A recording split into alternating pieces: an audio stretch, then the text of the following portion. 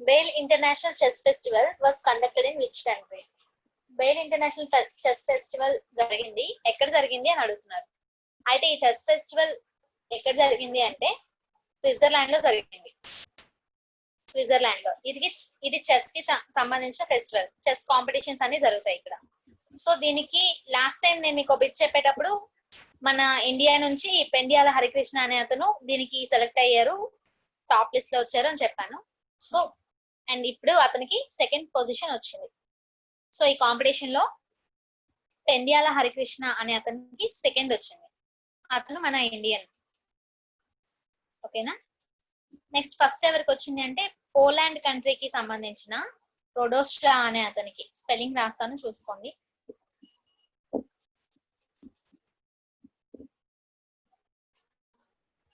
రెడోస్లా అనే అతనికి, ఇతను పోలాండ్ కి సంబంధించిన పర్సన్. ఇతనికి ఫస్ట్ వచ్చింది, మనకి సెకండ్ వచ్చింది. ఇండియా నుంచి పెండియాల హరికృష్ణ అనే అతనికి సెకండ్ వచ్చింది. ఇది 2020లో Biel international chess festival result. Corona pandemic అవుతుంది, లాక్డౌన్ తర్వాత జరిగిన ఫస్ట్ కాంపిటీషన్ ఇదే. 2019లో ఈ ఇంటర్నేషనల్ చెస్ ఫెస్టివల్ లో కూడా మన ఇండియా అతనికి ఫస్ట్ వచ్చింది. ఇప్పుడు మన ఇండియన్ కి సెకండ్ వచ్చింది. 2019లో ఫస్ట్ వచ్చిన అతని పేరు సంతోష్ కుమార్. అండ్ 2020లో ఫస్ట్ పోలాండ్ కి చెందిన పర్సన్ కి వచ్చింది, సెకండ్ మన ఇండియన్ కి వచ్చింది. అతని పేరు హరికృష్ణ. ఎక్కడ జరిగింది అంటే స్విట్జర్లాండ్ లో జరిగింది. ఓకేనా. నెక్స్ట్ బిట్ చూద్దాం. According to the report published in Nature Climate Change Journal, there are around how many polar bears left? Nature Climate Journal ప్రకారంగా ఇంకా ఎన్ని పోలార్ బీర్స్ ఉండిపోయాయి మన వరల్డ్ లో అని అడుగుతున్నారు. యాక్చువల్ గా నేచర్ క్లైమేట్ చేంజ్ అనేది ఒక జర్నల్ ఉంది. అది మంత్లీ పబ్లిష్ చేస్తారు. ఎక్కడ పబ్లిష్ చేస్తారంటే యుఎస్ లో దాన్ని పబ్లిష్ చేస్తూ ఉంటారు, నేచర్ క్లైమేట్ చేంజ్ అనేది. సో ఇది మంత్లీ పబ్లిష్ చేసే ఒక జర్నల్. ఈ జర్నల్ ప్రకారంగా ఎన్ని పోలార్ బీర్స్ ఉండిపోయాయి అంటే 25,000. ఆప్షన్ 4, 25,000 పోలార్ బీర్స్ మాత్రమే ఉన్నాయి వరల్డ్ లో. ఇవి ఇంకొక 80 years లో ఈ 25,000 కూడా మొత్తం పోతాయి, ఎక్స్టింక్షన్ అయిపోతాయి. ఇంకా పోలార్ బీర్స్ అనేవి 80 years తర్వాత పోలార్ బీర్స్ అనేవి అసలు కనిపించవు, హిస్టరీలోకి వెళ్ళిపోతాయి అని ఈ రిపోర్ట్ ద్వారా మనకు తెలిసింది. 80 years అంటే 2100 గల పోలార్ బేర్స్ అన్ని ఇంకా ఉండవు అక్కడ. వాటి ఈ 25,000 పోలార్ బేర్స్ కూడా చనిపోతాయి అని చెప్తున్నారు. దేనికి అంటే క్లైమేట్ చేంజ్ బట్టి దాన్ని ఆధారం చేసుకొని ఇది చెప్పగలుగుతున్నారు. ఓకేనా. ప్రెసెంట్ 25,000 పోలార్ బేర్స్ ఉన్నాయి.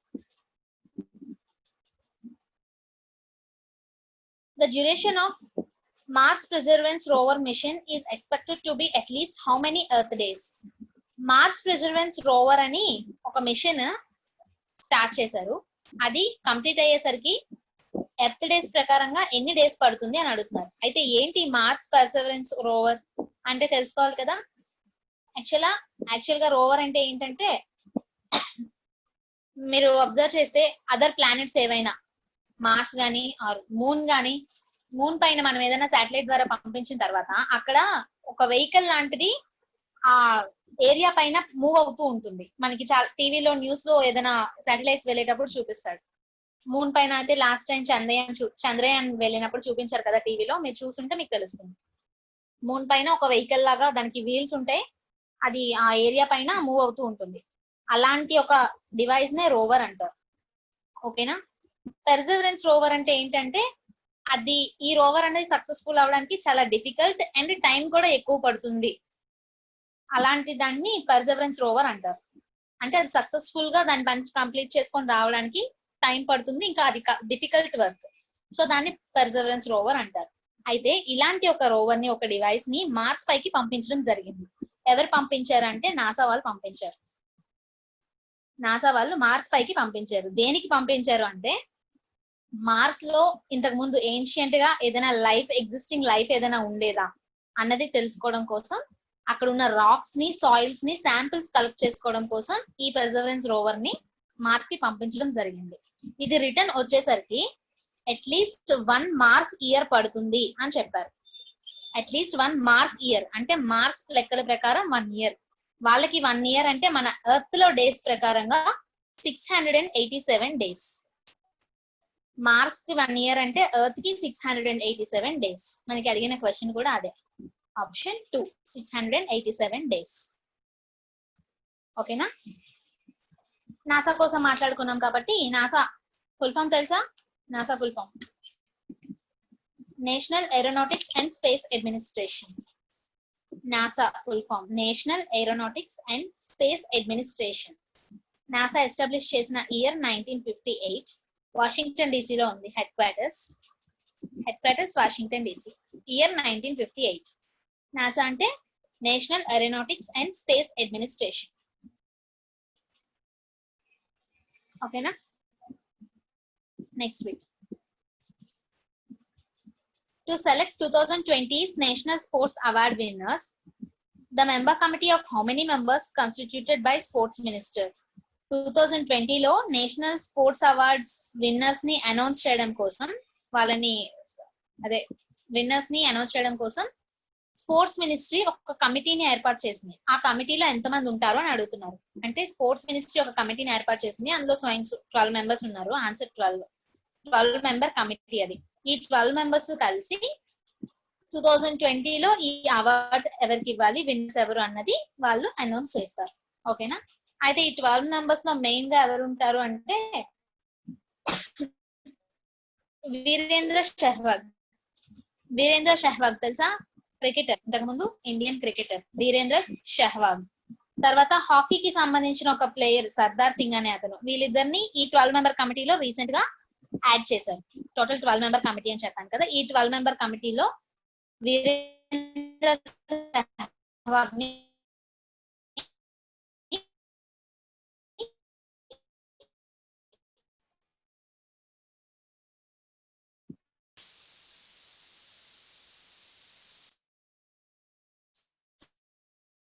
సర్దార్ సింగ్ అనే హాకీకి సంబంధించిన పర్సన్ ని, వీళ్ళిద్దరిని కూడా రిటైర్డ్, నేను రాస్తాను చూడండి, ముకునకం శర్మ. ఇతను రిటైర్డ్ సుప్రీం కోర్ట్ జస్టిస్. ఇతన్ని ఈ 12 మెంబర్ కమిటీకి హెడ్ గా పెట్టారు. అండ్ వీళ్ళతో పాటు దీపా మాలిక్ అనే ఆమెని కూడా పెట్టారు.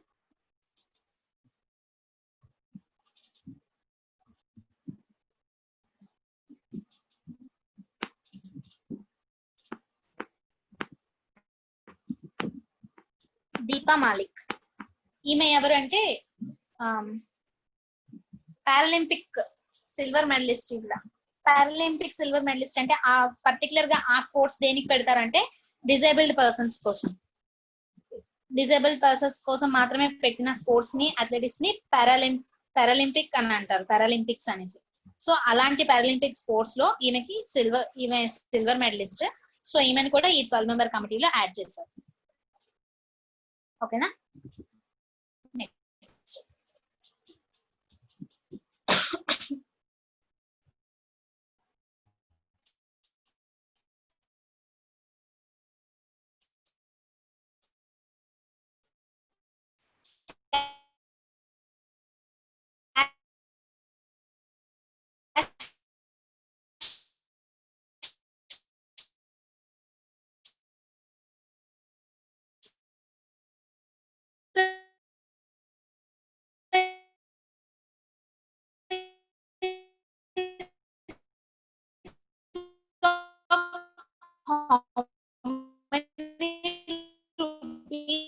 will be given to winning Atmanirbhar Bharat logo పెట్టడం జరిగింది, పెట్టారు. ఇంకా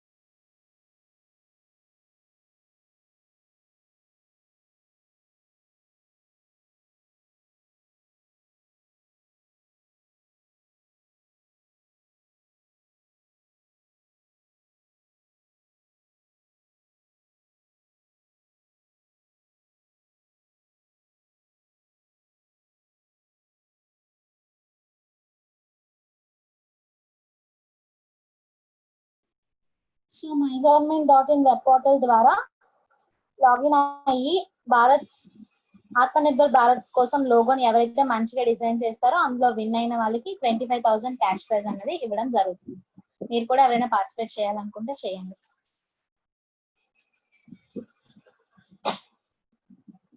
India will assume the BRICS presidency in which year? BRICS అంటే ఏంటి? బ్రిక్స్ ఒక్కొక్క లెటర్ కి ఒక్కొక్క కంట్రీ ఉంటుంది. ఈ 5 కంట్రీస్ కూడా అన్ని విధాలుగా సపోర్టింగ్ గా ఉండాలని చెప్పి ఈ బ్రిక్స్ అనే దాన్ని స్టార్ట్ చేయడం జరిగింది. అయితే దాని ఫుల్ ఫామ్ ఏంటంటే B for Brazil, R for Russia, I for India, C for China, S for South Africa. Brazil, Russia, India, China, South Africa. ఈ 5 కంట్రీస్ కూడా ఈ 5 కంట్రీస్ ని కలిపి బ్రిక్స్ అని అంటారు. అయితే ఎవ్రీ ఇయర్ ఈ 5 కంట్రీస్ తాలూకా ఎన్వైరన్మెంట్ మినిస్టర్స్ అందరూ కూడా గ్యాదర్ అయ్యి ఒక మీటింగ్ అనేది పెట్టుకోవడం జరుగుతుంది. అలాగే ఈ ఇయర్ కూడా ఈ 5 కంట్రీ ఇది యాక్చువల్ గా ఈ 5 కంట్రీస్ కలిపి ఈ బ్రిక్స్ అనేది ఎప్పుడు ఎస్టాబ్లిష్ చేశారంటే 2015 లో ఎస్టాబ్లిష్ చేశారు. ఓకేనా? అది ఇప్పుడు ఎవ్రీ ఇయర్ వీళ్ళు జరుపుకుంటారు కదా. ఎవ్రీ ఇయర్ ఎన్వైరన్మెంట్ మినిస్టర్స్ అందరూ కలిసి ఒక మీటింగ్ అనేది జరుపుకోవడం జరుగుతుంది. ఈ ఇయర్ లాక్డౌన్ వల్ల వీడియో కాన్ఫరెన్స్ ద్వారా ఆ మీటింగ్ జరిపారు. అయితే ఈ ఇయర్ ఎవరి ప్రెసిడెన్సీ, ఏ కంట్రీ ప్రెసిడెన్సీలో ఇది జరిగింది అంటే రష్యా తాలూకా ప్రెసిడెన్సీలో ఈ మీటింగ్ జరిగింది. ఇది 6th మీటింగ్. రష్యా తాలూకా ప్రెసిడెన్సీలో ఈ మీటింగ్ జరిగింది. అయితే ఇండియా ప్రెసిడెన్సీ ఎప్పుడు వస్తుందని అనుకుంటున్నారు అని మనకి క్వశ్చన్ అడిగారు. ఇండియా ప్రెసిడెన్సీ 2021 లో వస్తుంది అని అస్యూమ్ చేసుకుంటున్నారు. ఇంకా కరెక్ట్ గా చెప్పలేదు.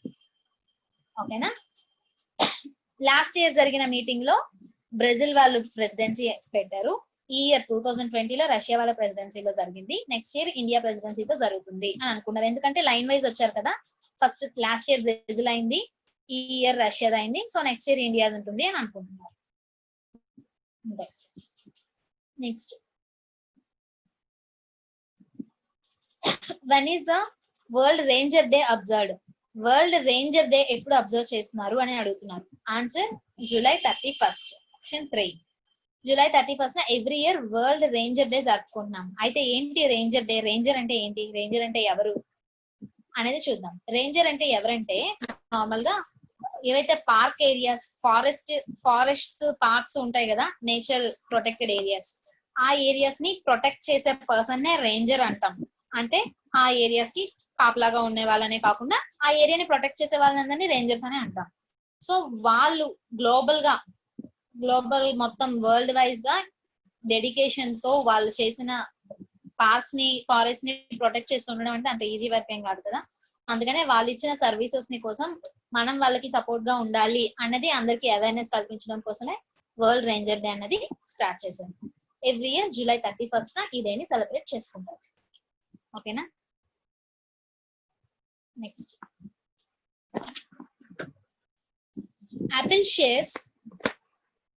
Apple shares how much percent on July 31st, giving it a market valuation of $1.84 trillion. $1.84 trillion market valuation ఇచ్చిన యాపిల్ కంపెనీకి ఎంత పర్సెంట్ షేర్స్ ఉన్నాయి జూలై 31 ప్రకారంగా?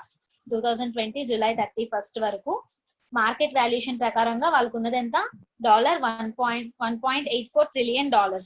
సో అది ఎంత పర్సెంట్ అని అడుగుతున్నారు. ఎంత పర్సెంట్ అంటే 10.47. Option 4 10.47 shares percentage. అయితే వరల్డ్ వైజ్ గా మోస్ట్ వాల్యుబుల్ ట్రేడెడ్ కంపెనీలో Apple first company. Most valuable traded companies లో ఇంతకు ముందు సౌదీ ఆర్మాకో అనే కంపెనీ ఉండేది. సౌదీ అరామ్కో అనే కంపెనీ మొన్నటి దాకా ఫస్ట్ ప్లేస్ లో ఉండేది. వరల్డ్ వైజ్ గా మోస్ట్ వాల్యుబుల్ ట్రేడెడ్ కంపెనీలో ఫస్ట్ ప్లేస్ లో సౌదీ అరామ్కో ఉండేది. బట్ రీసెంట్ గా సౌదీ అరామ్కో సెకండ్ ప్లేస్ కి వచ్చేసింది. ఫస్ట్ ప్లేస్ కి వచ్చింది యాపిల్ ఫస్ట్ ప్లేస్ కి వచ్చేసింది. అయితే ఎంత డిఫరెన్స్ వీళ్ళిద్దరికి అంటే యాపిల్ డిఫరెన్స్ ఇక్కడ ఉంది, $1.84 trillion. Saudi అరామ్కోది $1.76 trillion. మొన్నటి దాకా ఈ $1.76 trillion ఉన్న సౌదీ అరామ్కోయే ఫస్ట్ ప్లేస్ లో ఉండేది. ఇప్పుడు యాపిల్ దాన్ని ఓవర్కమ్ చేసి సర్పాస్ చేసి ఫస్ట్ ప్లేస్ కి వచ్చేసింది. యాపిల్ ఎంత అంటే $1.84 trillion. ఓకేనా? సో యాపిల్ ఎప్పుడు ఎస్టాబ్లిష్ చేశారు? యాపిల్ కంపెనీ తెలుసు కదా, software company. Mobiles next gadgets అన్ని యాపిల్ కంపెనీ ఉన్నాయి, ప్లస్ ఇది సాఫ్ట్వేర్ కంపెనీ. ఇది ఎస్టాబ్లిష్ చేసింది 1976 లో ఎస్టాబ్లిష్ చేశారు.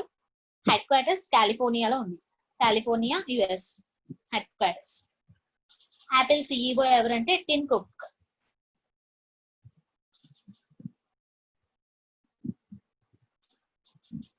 Apple CEO Tim Cook. Apple chairman D Levinson.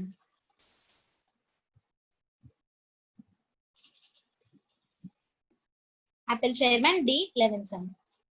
తర్వాత సెకండ్ ప్లేస్ లో ఎవరున్నారని చెప్పాను? Saudi Aramco. సౌదీ అరామ్కో ఎక్కడుంది? హెడ్ క్వార్టర్స్ సౌదీ అరేబియాలో ఉంది. సౌదీ అరామ్కో సౌదీ అరేబియాలో ఉంది. అది 1933 లో ఎస్టాబ్లిష్ చేశారు. 1933. సౌదీ అరామ్కో సిఇఓ ఎవరు అంటే Amin H Nassar.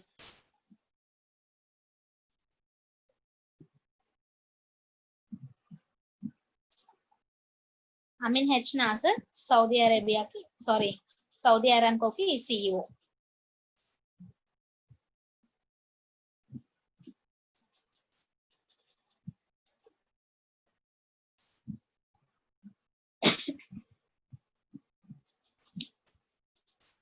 Next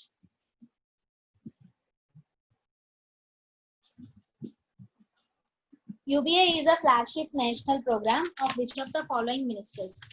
UBA ఏ మినిస్ట్రీకి ఫ్లాగ్షిప్ ది అని అడుగుతున్నారు. ఫస్ట్ UBA అంటే ఏంటి అని చూద్దాం, తర్వాత ఫ్లాగ్షిప్ అంటే దేనికి ఫ్లాగ్షిప్ చూద్దాం. UBA అంటే ఉన్నత్ భారత్ అభియాన్. UBA ఉన్నత్ భారత్ అభియాన్. ఉన్నత్ భారత్ అభియాన్ కి రీసెంట్ గా విజ్ఞాన్ భారతికి ఒక MOU అనేది సైన్ చేశారు వీళ్ళిద్దరు. ఉన్నత్ భారత్ అభియాన్ అండ్ విభా అంటే విజ్ఞాన్ భారత్. ఉన్నత్ భారత్ అభియాన్ అండ్ విజ్ఞాన్ భారత్ వీళ్ళిద్దరు కలిసి ఒక MOU ఒక అగ్రిమెంట్ అనేది సైన్ చేశారు. దేనికోసం సైన్ చేశారు అంటే రూరల్ టెక్నాలజీస్ కోసం, రూరల్ ఏరియాస్ లో రూరల్ డెవలప్మెంట్, ఇండియాలో రూరల్ డెవలప్మెంట్ కోసం, రూరల్ ఏరియాలో టెక్నాలజీని డెవలప్మెంట్ చేయడం కోసం వీళ్ళిద్దరూ ఒక అగ్రిమెంట్ అనేది సైన్ చేసుకోవడం జరిగింది. అయితే అందులో ఈ UBA అన్నది దేనికి ఫ్లాగ్షిప్ అని అడుగుతున్నారు. ఫ్లాగ్షిప్ అంటే ఏంటంటే ఒక పర్టికులర్ ఆర్గనైజేషన్ కి సంబంధించిన ఇంపార్టెంట్ థింగ్ ని ఫ్లాగ్షిప్ అంటారు. సో ఇక్కడున్న దాంట్లో మినిస్టర్ ఆఫ్ హెచ్ఆర్డి మినిస్ట్రీకి, హెచ్ఆర్డి మినిస్ట్రీ అంటే అదొక ఆర్గనైజేషన్ లా తీసుకుంటే హెచ్ఆర్డి మినిస్ట్రీకి మోస్ట్ ఇంపార్టెంట్ థింగ్ ఏంటి, స్కీమ్ ఏంటి అంటే UBA ఉన్నత్ భారత్ అభియాన్. ఓకేనా? అయితే వీళ్ళిద్దరు రూరల్ డెవలప్మెంట్ లో ఇండియాలో రూరల్ డెవలప్మెంట్ కోసం, రూరల్ ఏరియాస్ లో టెక్నాలజీ డెవలప్మెంట్ కోసం అగ్రిమెంట్ అనేది చేసుకోవడం జరిగింది. ఓకేనా? ఈ ఉన్నత్ భారత్ అభియాన్ ఈ స్కీమ్ ఉన్నది కూడా రూరల్ డెవలప్మెంట్ కోసమే.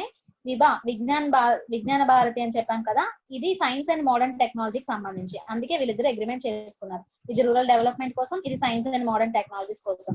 ఈ రెండు అగ్రిమెంట్ చేసుకొని రూరల్ ఏరియాస్ లో science and modern technology develop చేయాలి అనే ఉద్దేశంతో ఇలా చేశారు. ఓకేనా? ఈ విభా ఎప్పుడు ఎస్టాబ్లిష్ చేస్తారంటే 1991 లో ఎస్టాబ్లిష్ చేశారు. 1991 న్యూఢిల్లీలో ఉంది హెడ్ క్వార్టర్స్.